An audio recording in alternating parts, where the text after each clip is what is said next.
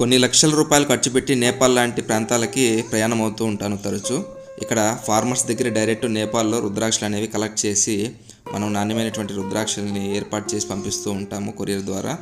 అలాగే స్ఫటిక లాంటివి మాలలు కానీ, స్ఫటిక లింగాలు కానీ, స్ఫటిక ఐటమ్స్ ఏవైనా కానీ మనం డైరెక్ట్గా వెళ్ళి ఆ స్టోన్ని కలెక్ట్ చేసుకొని మంచి నాణ్యమైనటువంటి క్లియరెన్స్ ఉన్నటువంటి స్ఫటిక స్టోన్స్ని ఎన్నుకొని వాటి మన శివలింగాలుగాను మాలలుగాను తయారు చేయించి పంపిస్తూ ఉంటాము. అలాగే మరకత లింగాలు కూడా తయారు చేయించి పంపిస్తుంటాము. ఇప్పుడు చూస్తున్నటువంటిది తులసి మాలలు.